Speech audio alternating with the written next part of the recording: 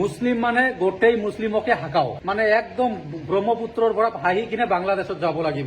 অসমত থকা মুছলমান ভাইসকলক যে উচ্ছেদ কাৰ্য চলাই আছে ডক্টৰ হিমন্ত বিশ্ব শৰ্মা ডাঙৰীয়াৰ নেতৃত্বত অসম চৰকাৰখনে, তাৰ মাজতে মই এটা গৰিয়ামৰীয়া দেশী জাতীয় পৰিষদৰ এজন মানে ব্যক্তিৰ পৰা মই যিখিনি শুনিলো, এই ব্যক্তিজনক মই এটা কুৱেশ্যন কৰো, আপুনি গৰিয়ামৰীয়া দেশী জাতীয় পৰিষদ বুলি যে গৰ্ব অনুভৱ কৰি যে কৈ আছে যে আপোনালোকে খিলঞ্জীয়া বুলি, ইয়াত কোনটো মুছলমানৰ গাত লিখা আছে এইটো অখিলঞ্জীয়া বুলি আপোনালোকে কওকচোন। আৰু এটা কুৱেশ্যন আপোনালোকক গৰিয়ামৰীয়া দেশী জাতীয় পৰিষদ ভাইক, যে আপোনালোকে কওকচোন যিবিলাক উচ্ছেদ চলাই আছে তাত কি এজনো গৰিয়ামৰীয়া দেশী জাতি পৰিষদ নাই নেকি? নিশ্চয় আছে।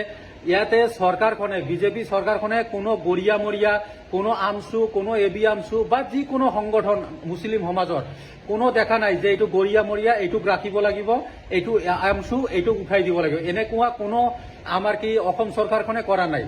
মুছলিম মানে গোটেই মুছলিমকে হাকাও, সেম তেনেকেতো উচ্ছেদ কাৰ্য চলাই আছে। গতিকে গৰিয়ামৰীয়া জাতি পৰিষদ ভাই আপোনালোকক মই কৈছো, এইটো ডক্টৰ হিমন্ত বিশ্ব শৰ্মাৰ চক্ৰান্ত। আপোনালোকক ভাগ ভাগ কৰি মানে আপোনালোকৰ মাজতে কাজিয়া লগাই দিয়াৰ কাৰণে এটা চেষ্টা চলাইছে। গতিকে আপোনালোকে একগোট হওক, নহলে আপোনালোকে চাই আছে আপোনালোকৰ সংকট, এই সংকটৰ সময়ত যদি বিভাজন হৈ থাকে একবাৰে মুস্কিল, মানে একদম ব্ৰহ্মপুত্ৰৰ পৰা ভাহি